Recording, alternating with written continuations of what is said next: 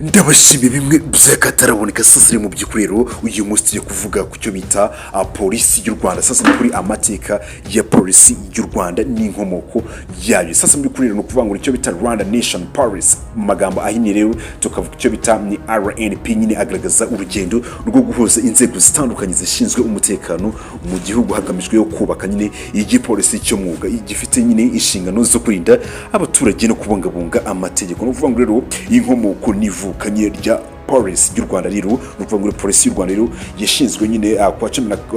16 Kamena muri bibiri binyuze ku itegeko rya numero rya numero nyine birukana ku tariki 9 nyine rya 9 nyine muri bibiri rihuza nyine inzego eshatu zari zishinzwe nyine umutekano n'amategeko nuvuga ngo rero mu yandi magambo rero icyo bita ni gendarmerie nationale yari ishinzwe ministeri y'ingabo nuvuga ngo rero icya kabiri nuko burya polisi y'imijyi nyine n'imidugudu cyo bita community police nyine yari ishinzwe nyine ministeri y'ubutegetsi bw'igihugu. Ikindi kiza ku mwanya wa gatatu rero harimo abagenza cyane icyo bita ni judicial nyine police inspectors bari bashinzwe nyine ministeri y'ubutabera. Iyi mpinduka rero yaje nyine nyuma y'aho leta y'u Rwanda isanze nyine hakiriwe igipolisi cyo mwuga gihuza imbaraga mu guhangana nyine n'ibibazo by'umutekano byari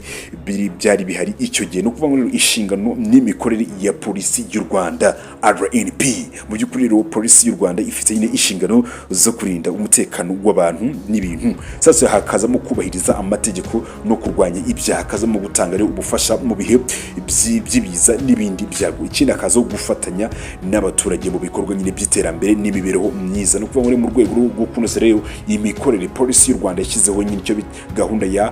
community policing nyine igamije nyine gufatanya n'abaturage mu kurwanya nyine ibyaha no gukumira ibishobora nyine guhungabanya umutekano sasa mbikore uruhare rwa polisi y'u Rwanda mu rwego mpuzamahanga no kuvuga ngo kuva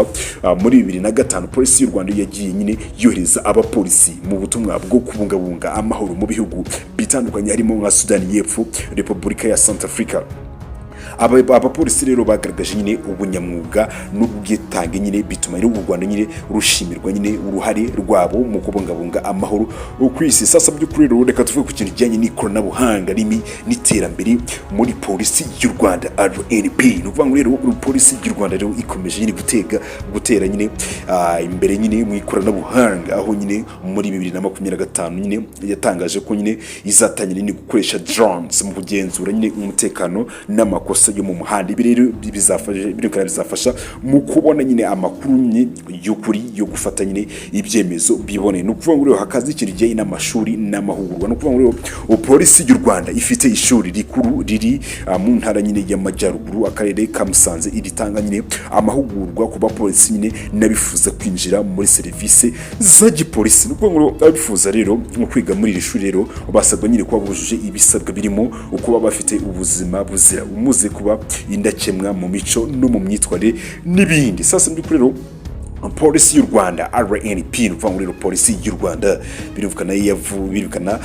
yavuye nyine ku nzego nyisandukanye zishinzwe nyine umutekano igera nyine ku rwego rw'igipolisi cy'umwuga gifite inshingano zo kurinda abaturage umutekano birukana no kubahiriza amategeko ubuyobozi bwiza imyitozo ihamye n'ubunyamwuga ni bimwe mu byatumye polisi y'u Rwanda igera ku rwego rushimishije mu myaka 25 ishize sasa mbikuri rero polisi y'u Rwanda cyo bita Rwanda Nation Police no kuvuga ngo rero